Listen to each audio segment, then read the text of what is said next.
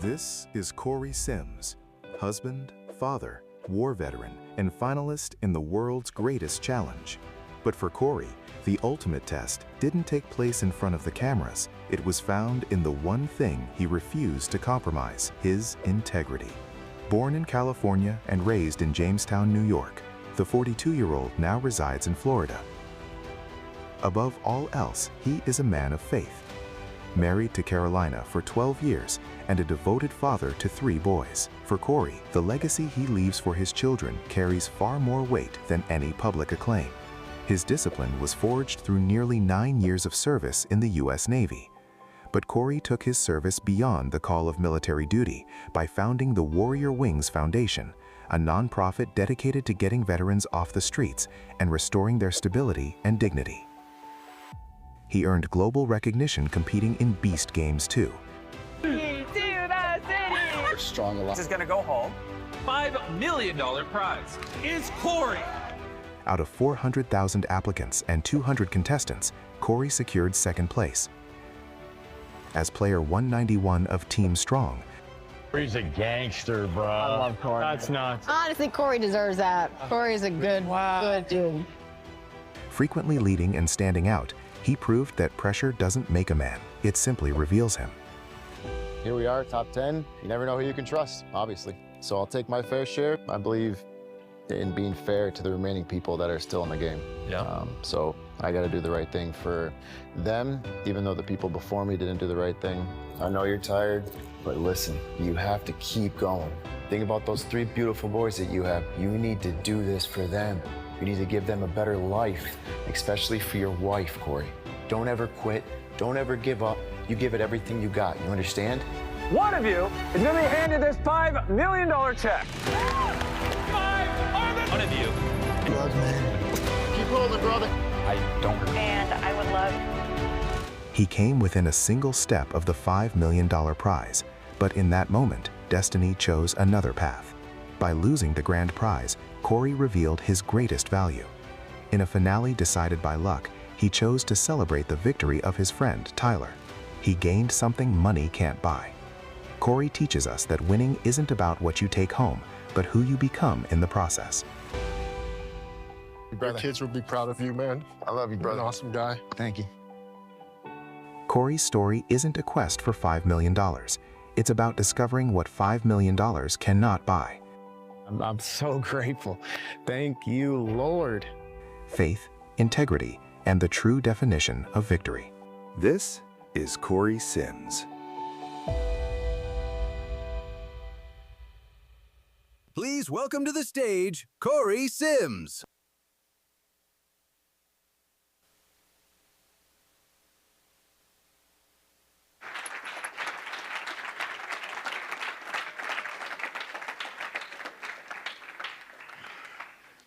Thank you, guys. Thank you so much.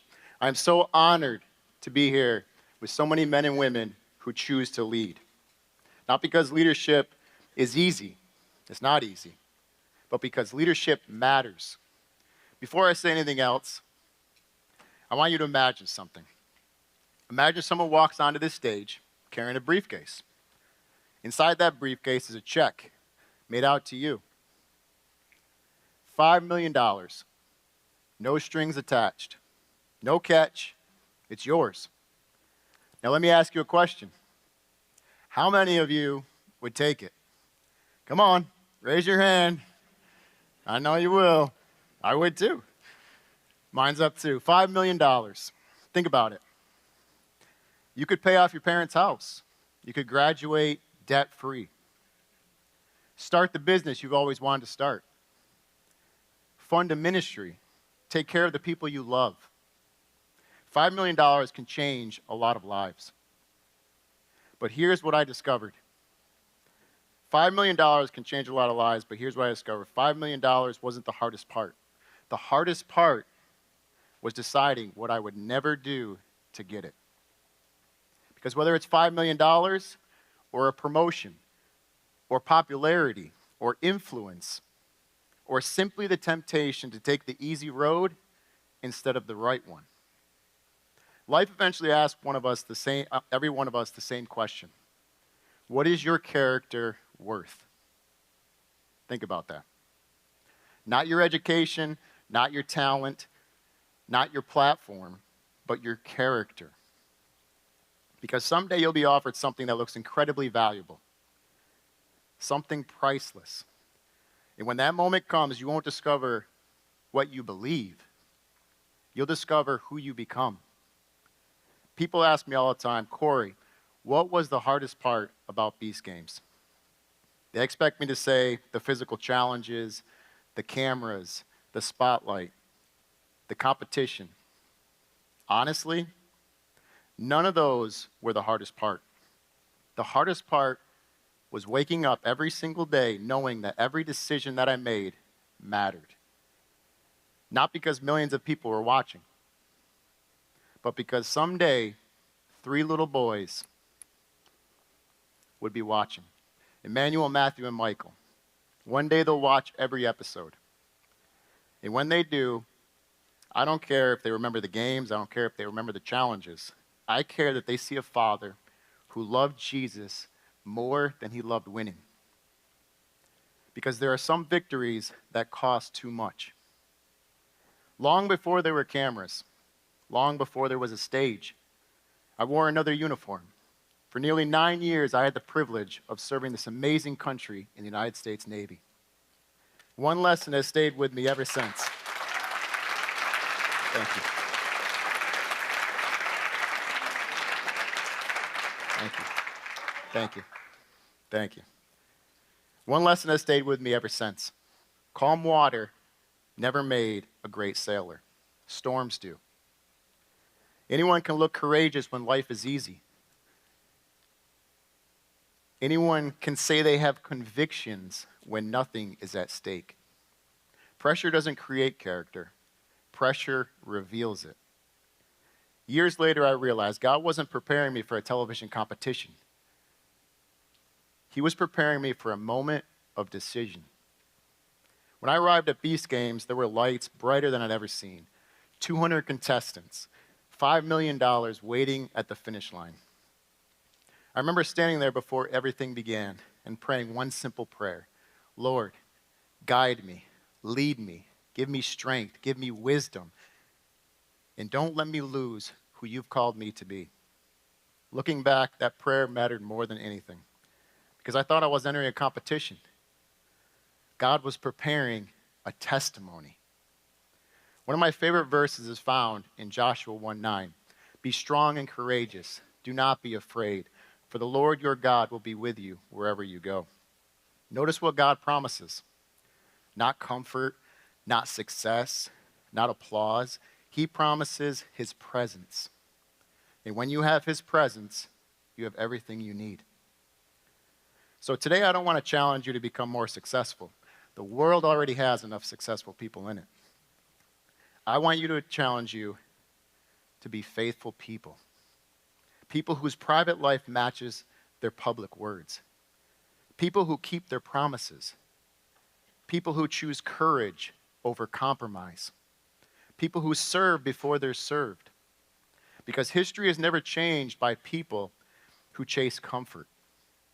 History is changed by ordinary people who remain faithful when the pressure is greatest.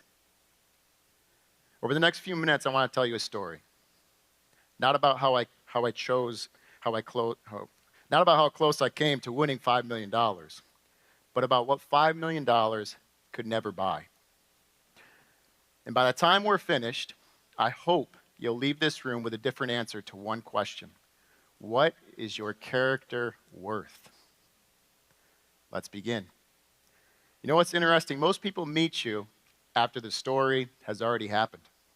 They see the stage, they see the interview, they see the book, the television show. They assume you've always been this person. But nobody sees the years God spends preparing you before anyone knows your name. Looking back now, I can see his fingerprints all over my life. At the time, I couldn't. For nearly 9 years, I had the privilege of serving the United States Navy. Some of the greatest leadership lessons I have ever learned. They didn't come from a classroom. They came from ordinary men and women who understood something simple. Mission comes before self. In the military, people don't follow you because of your rank alone. They follow you because they trust you. And trust is never built in one heroic moment. It's built in hundreds of ordinary ones. Showing up, keeping your word, doing the right thing when nobody is watching. That lesson never left me. I deployed to Iraq in 2008. There were moments when plans changed in an instant. Moments when uncertainty became the only certainty. The Navy taught me something I'll never forget. Calm water never made a great sailor. Storms do. Years later, I realized God wasn't simply teaching me how to navigate difficult situations. He was teaching me how to navigate life. Because pressure doesn't create character. Pressure reveals character. After the Navy, life looked a lot like yours probably. Work, school, responsibilities, trying to figure out what God was calling me to do next. Then God gave me one of his greatest gifts, my wife Carolina. If you ever met her, you'll quickly realize she's my better half. There's no debate. Marriage has taught me that leadership begins at home. If I'm not serving my family, I have no business talking about servant leadership. Then God entrusted us with 3 incredible boys, Emmanuel, Matthew, and Michael. Becoming a father changed everything. Before kids, I thought success was about achievement. After kids, I realized success is about being a good example. Children don't become who you tell them to become. More often, they become who they watch. That realization changed the way I prayed. Instead of asking God to make me successful, I started asking him to make me faithful. Faithful as a husband, faithful as a father, faithful as a follower of Christ. Because someday my boys won't remember every speech I've ever given, but they'll remember how I treated their mother. They'll remember whether I kept my word. They'll remember whether my faith was real. That's the legacy I care about most. Then one day our family sat down and watched the first season of Beast Games. Like everybody else, we couldn't believe what we were watching. 1,000 contestants, $5 million. It looked absolutely crazy. And somewhere during that season, one of my boys looked at me and said, "Dad, you should apply." I laughed. Then I started thinking about it. Maybe I should apply. When applications opened for season 2, I filled one out. Months passed, interviews, waiting, praying. Then one morning, an email arrived. "Congratulations, you've been selected." I just stared at the screen. I was in shock. Then I immediately got down on my knees and I thanked God. Not because I had won anything, but because I knew a door had opened that only he could open. When I told Carolina and the boys, our house exploded with excitement. There were hugs, there was cheering, there was pure joy from the Lord. As I packed my bags, I remember looking at my family. And one thought kept running through my mind. I'm not just representing myself. I'm carrying my family with me. I'm carrying every lesson my parents taught me. Every lesson the Navy taught me. Every promise I've made to Carolina. Every bedtime prayer I've prayed with my boys. Those things mattered far more than the competition itself. Then I walked on a set of Beast Games. The lights, the cameras, 200 competitors, an energy unlike anything I've ever experienced.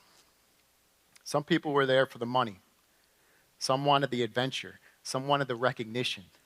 As I stood there taking it all in, I knew what God had placed me there for my purpose. Looking back, he was preparing me for something much bigger. He was preparing me to discover what $5 million could never buy. Because the biggest moments of your life don't begin under bright lights. They begin in quiet places where nobody is watching, where no one is applauding, where one small decision at a time, God quietly builds the character you'll need for the moment everyone else eventually sees. And that is exactly where the greatest test in my life began. There comes a moment in every life when everything you've said you believed is tested. Not in a church, not in a classroom, not when life is easy, but when something you desperately want is standing right in front of you. For me, that moment happened on Beast Games. From the outside, it looked like a competition. Bright lights, 200 competitors, $5 million. But from the inside, it felt very different. It felt like God had taken everything he'd been teaching me for years and placed it into one question. Corey, who are you going to be when this is over? Because here's what I've learned. Life doesn't test your talent nearly as often as it tests your character. People often imagine temptation as something obvious. It isn't. Temptation usually sounds reasonable. No one will know. It's only one decision. You deserve this. Think about everything you'll gain. That's why compromise is so dangerous. It's rarely asked you to abandon your values all at once. It asks you to surrender them one decision at a time. One night during the competition, everything finally became quiet. The cameras were gone, the lights were off, most of the other contestants were asleep. I lay there staring at the ceiling, just me and God. There was no noise. I wasn't thinking about $5 million. I was thinking about home. I was thinking about my wife, Carolina. I was thinking about my boys, Emmanuel, Matthew, and Michael. I imagine them years from now, watching the show together. And I asked myself one question. When my boys watch this, what do I want them to see? Do I want them to see a man who would do anything to win? Or a man who believes some things are worth more than money? That question settled my heart. From that moment on, I stopped competing for a prize. I started competing for my witness. The Navy had prepared me for moments like that, not because the situations were the same. They weren't. But because the principle was. Pressure doesn't create character. Pressure reveals it. What's already inside of us comes out. That's true on a battlefield. That's true in a boardroom. That's true in a marriage. That's true in leadership. And it's true in every life represented in this room. There's a verse that kept coming back to me throughout the competition.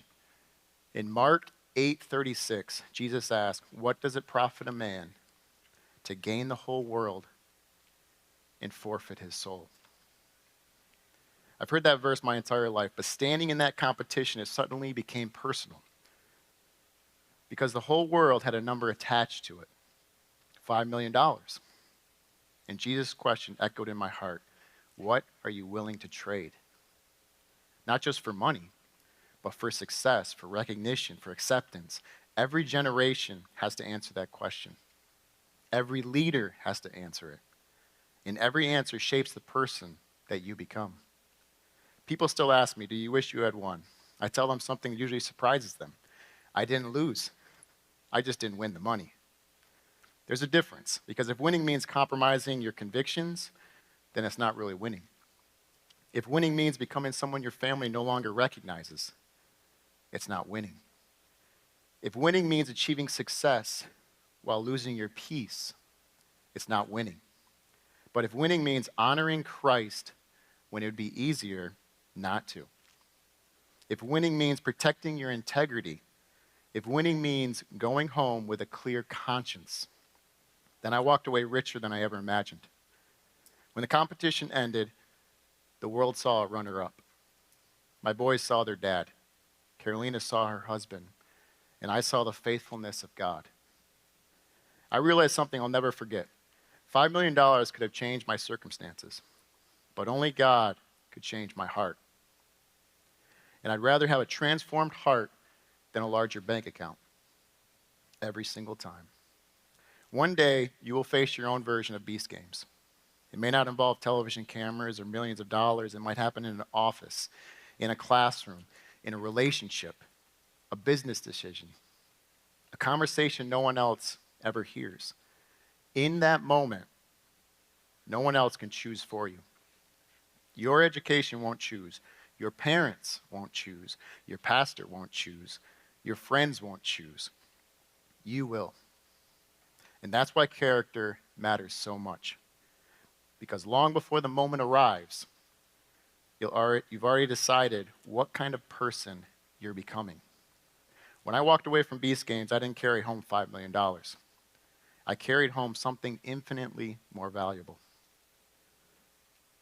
A stronger faith, a deeper marriage, a clearer purpose, a testimony my children can be proud of, and the unshakable conviction that some things are simply not for sale. History is filled with men and women who face the same question. Different generations, different circumstances, but the same decision. Will you choose comfort or courage? Convenience or conviction? Let's look at what they chose. The more I've reflected on my journey, the more I've realized something. There was nothing unique about my test. The details were different, the stage was different, the prize was different, but the question was exactly the same. Will you choose comfort or courage? That's the question every generation has to answer. And history is filled with ordinary people who answered it well. Think about Jesus. The night before the cross, he already knew what was coming. He knew the betrayal. He knew the suffering. He knew the cost. And yet, in the Garden of Gethsemane, he prayed, "Not my will, but yours be done." To me, that's the greatest picture of courage the world has ever seen. Real courage isn't the absence of fear. It's choosing obedience even when the cost is great. That's servant leadership. That's sacrificial love. And that's the standard Christ calls every one of us to pursue. Then I think about George Washington. History remembers him as the commander who helped secure America's independence and the nation's first president. But one of the greatest acts of leadership wasn't taking power. It was giving it up. After leading a young nation through war and uncertainty, he could have held on to power. Many expected him to. Instead, he stepped away. Why? Because he understood something every great leader eventually learns. Leadership is stewardship, not ownership. The position you're entrusted with is temporary. The influence you leave behind is lasting. That lesson has challenged me throughout my own journey. Whether I was serving in the Navy, competing on Beast Games, leading my family, or standing on the stage today, I've learned that leadership isn't about building your own kingdom. It's about faithfully serving the people God has placed in your care. Titles come and go, platforms rise and fall, but character endures. And I believe that's why George Washington's example still speaks 250 years later. Not simply because of what he accomplished, but because of who he chose to be. Then I think about Abraham Lincoln. Most people remember the Gettysburg Address, the presidency, the legacy. What they often forget is how many times he failed. He lost elections. He faced criticisms, experienced heartbreaking personal loss. Most people would have quit, but he didn't, because failure didn't define him. Faithfulness did. Some of you need to hear that today. Your last setback is not your last chapter. God has never been limited by someone else's past. He's always been glorified through people who refuse to quit. That's one of the reasons I appreciate Charlie Kirk. One thing every enduring leader understands is this: a platform is temporary, but developing people into leaders creates a legacy. Organizations will change, titles will change, seasons of life will change. But when you invest in people, your influence outlives you. Years from now, people may not remember every speech Charlie gave, but they'll remember the leaders he encouraged. That's how real leadership multiplies. So let me ask you a question. Who are you investing in? Who is stronger because you know them? Who is walking with more courage because you encourage them? Who has more hope because you took the time to listen? Leadership isn't measured by how many people follow you. It's measured by how many people are better because you cared. And the beautiful thing is, you don't need a microphone to do that. You don't need a title. You don't need a platform. You just need a willing heart. Because some of the greatest leaders I've ever met never stood on a stage. They quietly served. They loved well, kept their promises, and changed lives one conversation at a time. History isn't waiting for another celebrity. History is waiting for ordinary people who will choose faithfulness over comfort, service over selfishness, conviction over convenience. That's how every generation changes the world. Not all at once. One decision, one act of courage, one life at a time. And that brings us to the question every one of us must eventually answer. When your story is over, what will people remember? Because that's where legacy begins. Can I ask you one final question before we finish? What kind of person is your future depending on you to become? Think about that. Not 5 years from now, not someday, but today. Because the decisions you make today become the life you live tomorrow. Legacy isn't something you leave behind. Legacy is something you build every single day. One decision at a time. When I came home from Beast Games, my greatest joy wasn't walking into another interview. It wasn't talking on television shows. It wasn't telling people how close I came to $5 million. It was walking through my front door, seeing Carolina, seeing my boys, hearing someone yell, "Daddy's home." There isn't a prize in the world that compares to that moment. Because success means very little if you have no one meaningful to celebrate it with. Not long after I returned, my boys started asking questions. "Dad, what was the hardest part?" It wasn't the games. It wasn't the pressure. It wasn't even the possibility of losing.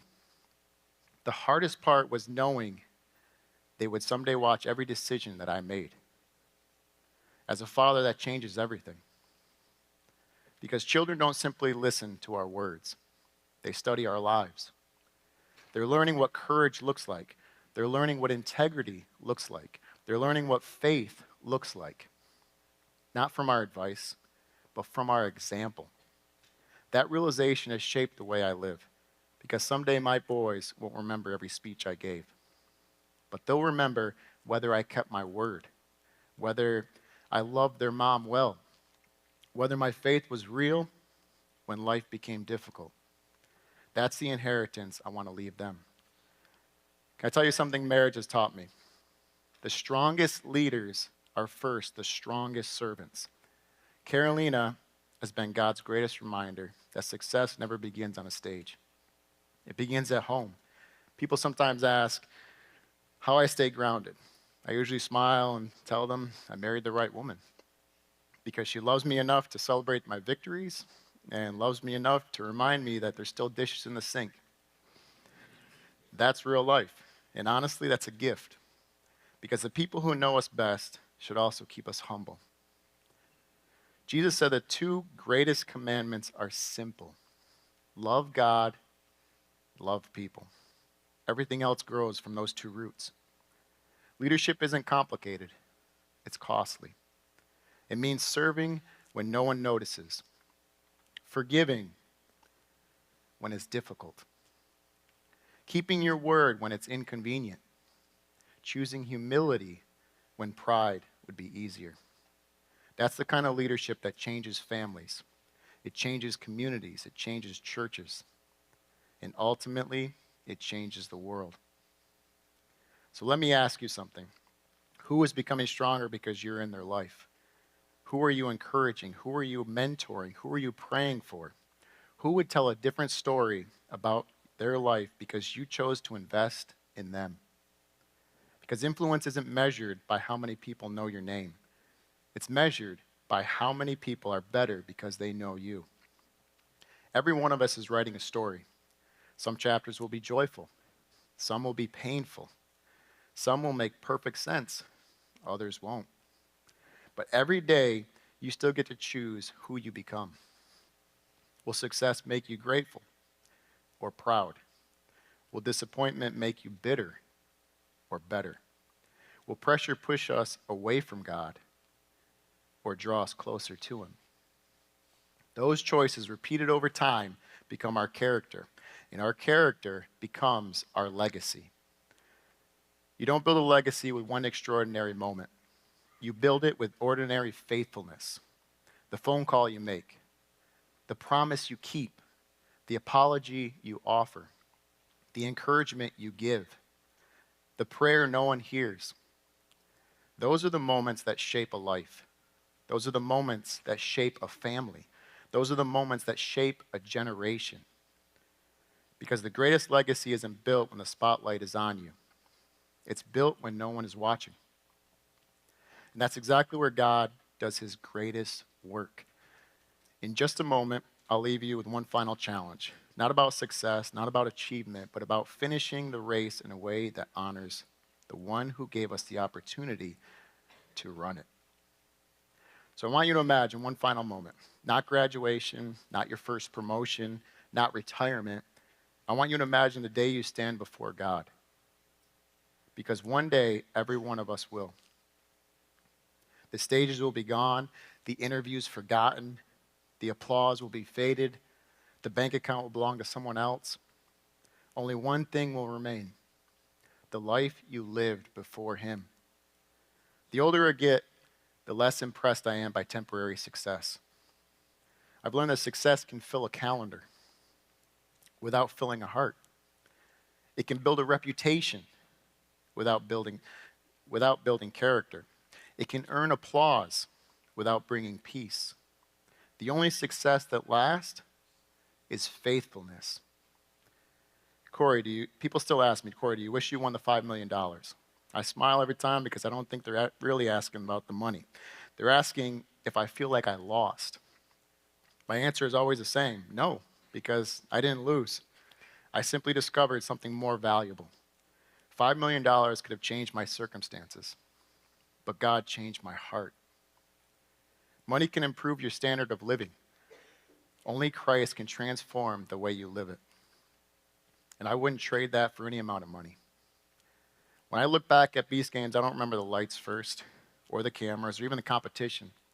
I remember the prayer: Lord, whatever happens, help me leave here as the man you called me to be. Looking back now, that was the victory, not the outcome.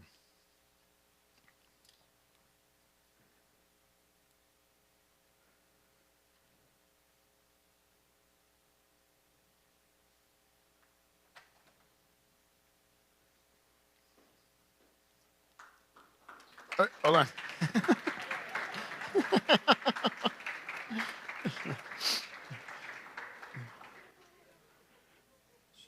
My teleprompter went off on me, so hold on one second. You gotta love it, technology.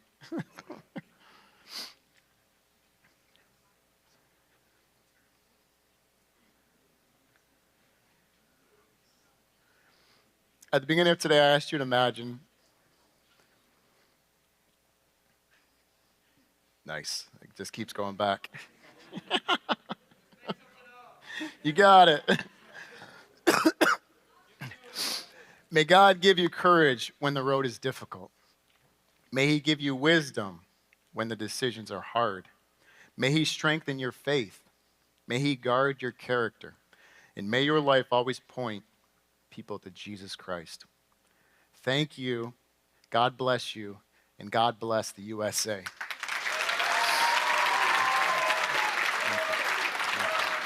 Thank you. Thank you, guys. Thank you. Thank you.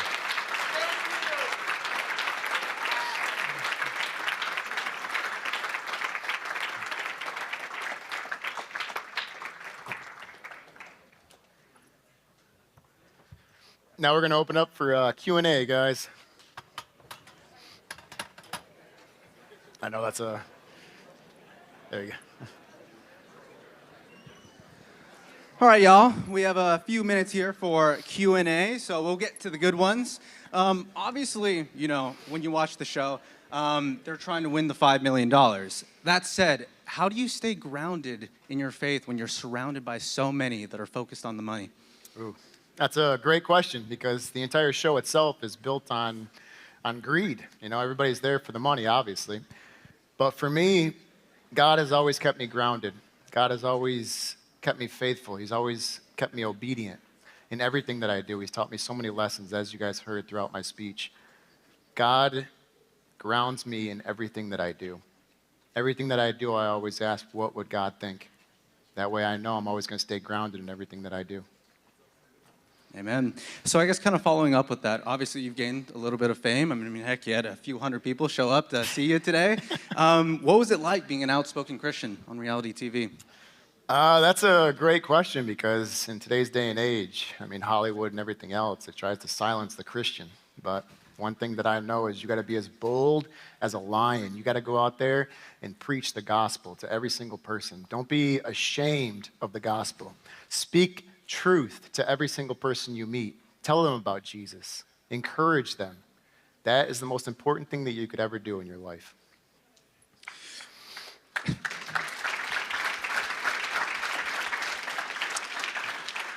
Going off of that a little bit, on the flip side of that, is there any moment on the show that you wish you would have done differently, or maybe you weren't listening to God's voice that you're not proud of?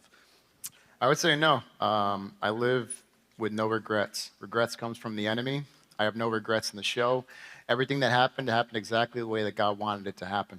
And God gave me this amazing testimony to go out and encourage other people with hope, with faith, to encourage them in everything that they do, because so many people go through difficult situations in life. And I hope that my story, my testimony, can help them through those difficult times. You talked about it a little bit in your speech, but I'll just kind of break it down into a simple question. What do you hope people remember about you beyond just being on Beast Games? That's a great question. For me, I hope they remember that I love Jesus above everything else. Jesus is the most important thing in my life. I hope they remember my faithfulness. I hope they remember that I'm a caring husband and a caring father. I hope that when they see me, they can see the amazing light of Jesus in my life. In your book, you talked about how one of your fellow contestants wasn't a believer, but how there was this moment while you guys were going through the obstacle course that it seemed like she was feeling it, that she felt that there was something in the air, and how that touched you and almost made you tear up. What was that like? Absolutely. So that was a great experience. So her name was Emily. She's a NASA scientist. She's very smart, very bright. She's not a believer, obviously, but she felt something so amazing on that platform. And she even said with her own words that she doesn't know what this is that she's feeling, but she feels something. That feeling that she was feeling was the Holy Spirit surrounding us. As we prayed, as we got together, as we talked and encouraged us through that obstacle course, the Holy Spirit was there the entire time. She felt it. And I'm hoping someday she's going to come back to me years from now and say, Corey, I felt the Holy Spirit. I believe in Jesus. And my whole life has been changed. I love that. I have to ask, has there been any follow-up to that at all with her? I still talk to her, but I haven't heard that yet, so I'm still waiting. Keep praying. Scientists are hard to get through sometimes. Another contestant on the show, Brett, which was your closest ally and a friend of yours, when you guys were all buried and you guys had to pick money afterward, you guys had all said beforehand that you were going to take $100,000 each. And then you come to find out, Brett took $250,000. What was that like? I'll be honest. I mean, we're all human. We're all flesh. It was very difficult. He was my closest ally. So when I got up to the money pile and everything like that, I found out there was a lot of money missing that wasn't supposed to be missing. We found out afterwards that Brett took $250, Nick took $250. Honestly, it felt like being stabbed right through the heart. But at the same time, I knew right then and there, if I let that take root in my heart, that bitterness, it's going to be the death of me. So I had to forgive right then and there. So, I told them how I felt. I told them what I was fighting for, my family and everything like that. But I knew I had to forgive them. So I told them, hey, I forgive you guys. I understand. One final question here. Being that we are at the Chapter Leadership Summit, for the student leaders in this room who want to become even more of leaders like yourself, What role does faith need to play in leadership? Oof, that is the most important thing in any leadership position that you could ever have. Faith. You need Jesus more than anything, especially when you're in a leadership position, because you're going to be tested all throughout your life. All throughout it, you're going to go through many trials and tribulations. But if you stay grounded, you stay a believer, you stay with faith, you have nothing to worry about. You have nothing to fear.